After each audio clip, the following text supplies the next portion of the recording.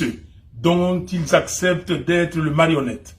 Ils font la honte du Congo de Lumumba, grand peuple de la RDC. Notre pays, comme la planète tout entière, subit une nouvelle preuve. Il s'agit de la redoutable pandémie du coronavirus.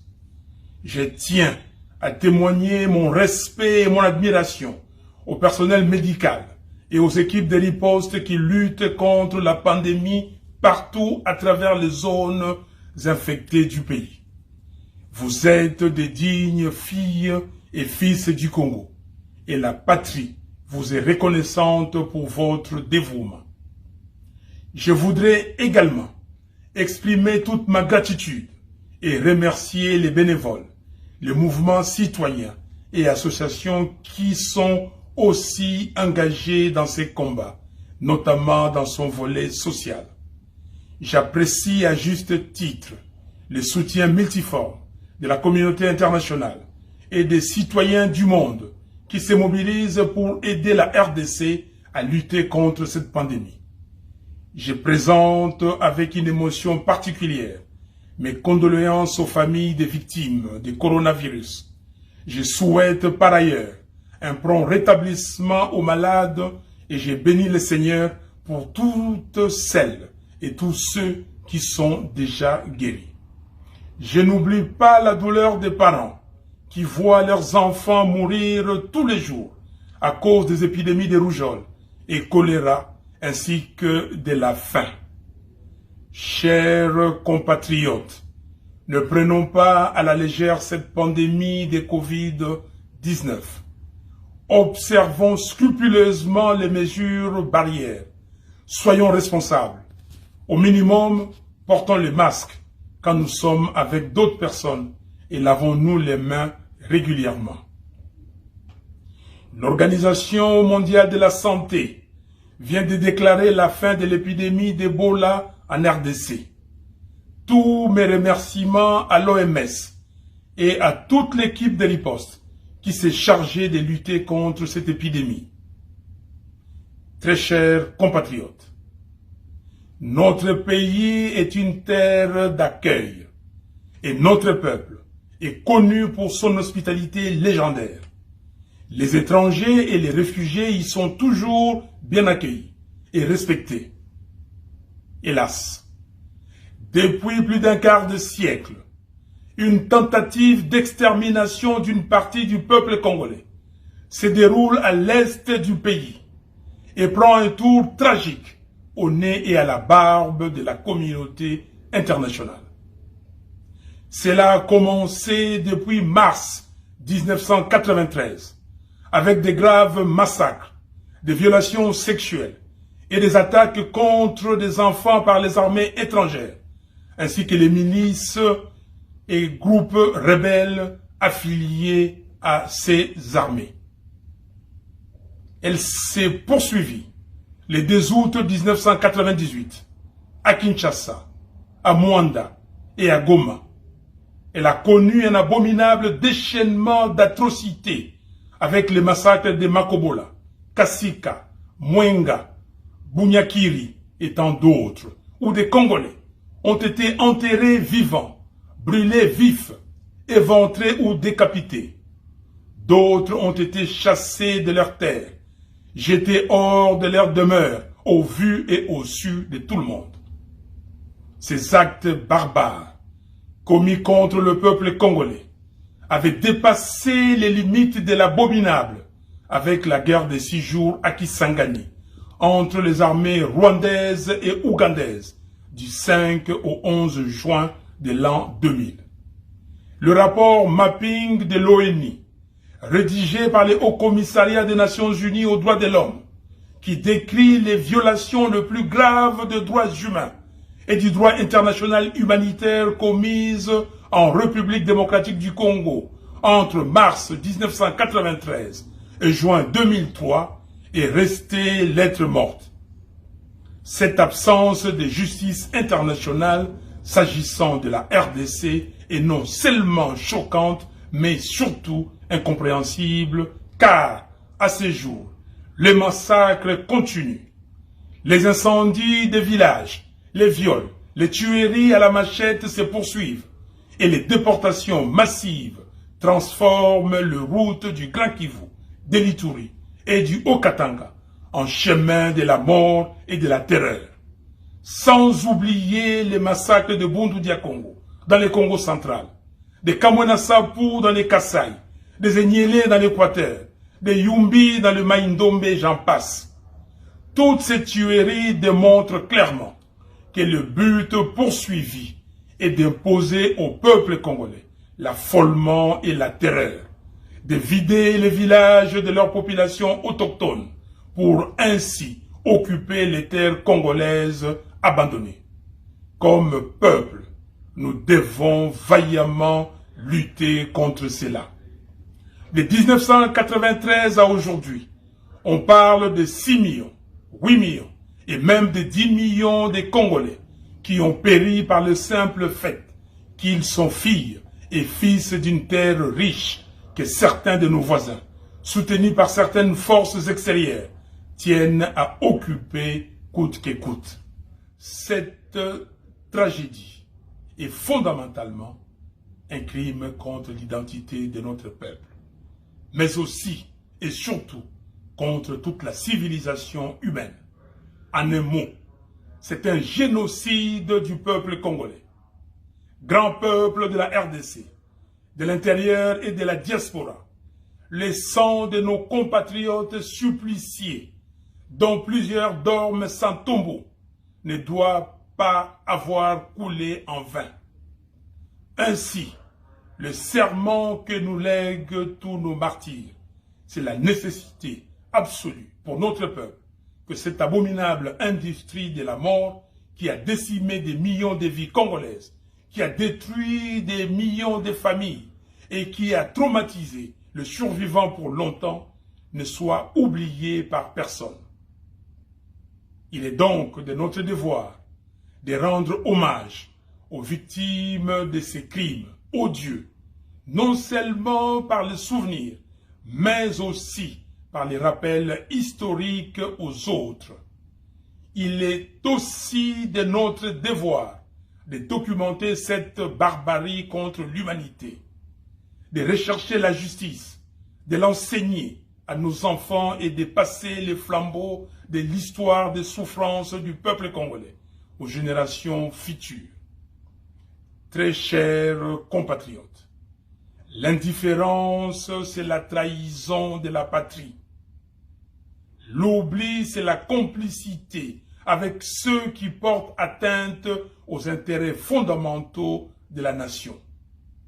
Les souvenirs, c'est pour que nos enfants ne soient pas infirmes de leur passé, car les générations de demain doivent savoir qu'il fut un temps où des millions de Congolais sont tombés et que le sacrifice de leur vie forme désormais les liens verticaux qui nous relient à la mère patrie et à notre mémoire commune. Les rapports mapping sur le massacre et atrocités commis entre mars 1993 et juin 2003 par les armées des pays voisins en RDC a été publié en août 2010 et le 2 août 1998 est la date du début de la grande guerre d'agression et d'occupation qui, jusqu'aujourd'hui, continue d'endeuiller le Congo. En ces jours mémorables du 30 juin, jour du 60e anniversaire de l'indépendance nationale, je déclare solennellement que la date du 2 août doit dorénavant être la journée des commémorations du génocide du peuple congolais. À partir d'aujourd'hui, le 2 août doit être à jamais la date qui symbolise notre volonté affirmée de faire reconnaître le calvaire subi par notre peuple comme un crime contre l'humanité. Le 2 août doit alors être l'ardente expression de la révolte d'un peuple qui refuse que son pays soit occupé, balkanisé, c'est-à-dire coupé en morceaux. Partout dans la République et dans la diaspora, Le génocide du peuple congolais doit être courageusement commémoré. Alors, dès le 2 août de cette année 2020, sortons les rameaux du deuil, pleurons nos martyrs et disons au monde: assez d'indifférence vis-à-vis du supplice du peuple congolais. Assez de négation de la tragédie du peuple congolais. Très chers compatriotes, aujourd'hui, le Congo de Lumumba souffre. Le Congo de Kasavubu est saigné à blanc. Le Congo de Malula est à genoux. Nous sommes humiliés. Le pays va tellement mal que ce 60e anniversaire doit susciter une interrogation importante dans le chef de chaque Congolais et de chaque Congolaise. À savoir, pourquoi laissons-nous notre pays être détruit ou à la merci des autres? En effet, après les épisodes ahurissants de mauvaise gestion, de bradage du patrimoine minier, pétrolier, forestier, de volatilisation des recettes publiques, de privatisation du patrimoine foncier et de l'accaparement de certains biens de l'État par les profiteurs du régime de M. Kabila, voilà que, en bons élèves, leurs complices dans les hold-up électoraux de décembre 2018, nous présentent dans la continuité un feuilleton nauséabond sur le montage d'un plan de détournement massif des deniers publics, baptisé Programme d'urgence des 100 jours. Œuvre d'un pouvoir issu du deal de la honte, en définitive de la trahison et de l'indignité. Les conséquences dramatiques de l'opprobre y rattaché viennent accroître la souffrance du peuple à travers la banalisation du pillage et du détournement des fonds publics, la corruption généralisée, la systématisation du tribalisme et du népotisme, la transformation en faits divers des tueries et des massacres des Congolais par des gangs armés étrangers qui écument l'est de notre pays. L'insécurité généralisée et persistante sur toute l'étendue de la République. L'occupation sans crainte de dénonciation ni de représailles d'une partie du territoire national par des milices et des armées étrangères. La création sournoise d'un État autonome au Tanganyika avec le déploiement ostentatoire d'une armée privée. Autant le feuilleton du programme de 100 jours n'a pas encore livré tous ses secrets au regard des révélations et accusations graves faites lors du procès et pour lesquelles M. Félix Tshisekedi devrait au minimum répondre politiquement. Autant j'exige que toute la lumière soit faite sur l'affaire des 15 millions de dollars des pétroliers, sur toutes les autres activités du programme des 100 jours, ainsi que sur les détournements des fonds opérés durant les 18 dernières années. Très chers compatriotes, ce 30 juin, j'appelle le peuple à briser les chaînes de la peur, de la soumission et de la résignation. Plus de lamentations, ni de supplications, comme les vaillants fils du pays Simon Kimbangu, Patrice Lumumba, Joseph Kasavubu et nos autres pères de l'indépendance, ainsi que nos martyrs du 4 janvier 1959, brisons les chaînes de l'humiliation et bravons le système inhumain et dégradant de l'occupation. Le désordre total, qui n'a pas de nom, que nous observons actuellement dans le pays, n'a qu'une seule source, l'absence de légitimité des institutions et de leurs animateurs, cause fondamentale des crises politiques récurrentes dans notre pays depuis 60 ans. Le monde entier voit comment le pays qui devait être le moteur du développement de l'Afrique tout entière est en train de sombrer. Voilà pourquoi il est temps que nous puissions intérioriser et nous approprier les impératifs de notre hymne national. Dressons nos fronts longtemps courbés. Nous bâtirons un pays plus beau qu'avant. Nous peuplerons ton sol et nous assurerons ta grandeur. Serment de liberté que nous léguons à notre prospérité pour toujours. Très chers compatriotes, en ce moment où nos sœurs et frères noirs américains scandent partout que la vie des Noirs compte et que le mouvement a gagné du terrain partout dans le monde, nous devons nous rappeler la signification de notre hymne national, Debout Congolais. Ainsi, je condamne et dénonce le racisme et la maltraitance des Noirs sous toutes ses formes à travers le monde. Je soutiens le mouvement Black Lives Matter et j'adhère à la dynamique d'effacement dans les lieux publics, partout dans le monde, de tous les symboles qui rappellent l'esclavage et la maltraitance des Noirs. Les statues doivent aller dans le musée et être montrées dans les livres d'histoire.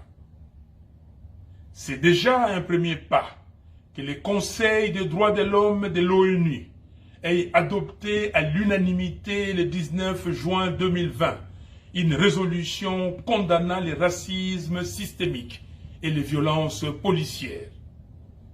Dans le même ordre d'idées, je note avec satisfaction la résolution adoptée le même jour par le Parlement européen, proclamant que la vie des Noirs compte. Grand peuple de la RDC, j'avais 3 ans et demi au moment de l'indépendance. Tout au long des décennies 60 et 70, les Congolais croyaient vraiment que le lendemain serait meilleur dans leur pays. Hélas, je refuse que les jeunes d'aujourd'hui ne puissent bénéficier d'un environnement qui leur permette de rêver dans leur pays. Je refuse que ceux qui n'ont aucun leadership, aucun caractère, aucune moralité et qui n'ont aucune compétence pour résoudre le problème des Congolais soient à la tête de nos institutions. Je refuse qu'on continue à nous traiter comme des enfants et des affamés qui ont besoin de l'aumône. Je refuse que mon peuple continue à subir les humiliations, les agressions, les violences horribles et les tueries gratuites. Je refuse la balkanisation de mon pays et les pillages de nos ressources naturelles. Et je refuse d'être complice du sous-développement chronique de la RDC. En revanche, nous devons nous engager résolument à assurer la prospérité de notre peuple, avec le soutien de la communauté internationale, certes, mais surtout grâce à un leadership de transformation et responsable que les Congolais méritent. Malheureusement, toutes les prémices d'une dégradation plus grave de la situation politique, économique, sociale et sécuritaire du pays sont visibles. Outre la crise de légitimité, d'autres crises se sont exacerbées et il est plus que temps de les résoudre. Pour y arriver, il nous faut des institutions et des animateurs légitimes. Par conséquent, je demande aux leaders de nos confessions religieuses et aux dirigeants de la communauté de développement d'Afrique australe, SADC, soucieux comme nous de la paix, la stabilité et le développement de notre pays, de saisir cette occasion pour réunir toutes les parties prenantes afin de dégager un consensus autour des réformes institutionnelles nécessaires et urgentes à opérer avant d'organiser les élections générales anticipées dans le meilleur délai. Élections présidentielles, législatives nationales et provinciales, sénatoriales, ainsi que celles des gouverneurs et vice-gouverneurs des provinces. C'est l'unique solution pour sortir de cette crise afin d'assurer le bon fonctionnement des institutions. Je mets en garde tous ceux qui orchestrent des manœuvres sordides pour pérenniser le pouvoir honni par le peuple. Je dis non à la caporalisation et à l'assujettissement de la justice. Et je dis non à la privatisation de la centrale électorale. Je demande au peuple de commencer les manifestations publiques de protestation dans le respect des gestes barrières afin de faire entendre sa voix pour barrer la route au projet maléfique de M. Kabila. Le révérend Martin Luther King avait dit, je cite, « Nous avons la responsabilité morale de désobéir aux lois injustes. » Et moi j'ai dit, face à la médiocrité, à l'injustice et à la trahison, la désobéissance civile est un devoir. Très chers compatriotes, grand peuple de la RDC, la fermeture des frontières suite à la Covid-19 m'a retenu loin de vous pendant plus de 4 mois. Je rends grâce au Seigneur, ma puissante forteresse, de nous avoir gardés en vie. Je sais que l'heure est grave. Je sais que la situation est explosive et que le pays n'est pas gouverné. Je mesure surtout le degré de vos frustrations. Je serai donc avec vous au pays très bientôt, de sorte qu'ensemble, nous puissions libérer le pays de nos ancêtres et l'engager définitivement sur le chemin de la paix, la stabilité, la dignité, le développement et la prospérité. Vive la République démocratique du Congo unie et indivisible. Que Dieu bénisse la RDC et son vaillant peuple. Je vous remercie.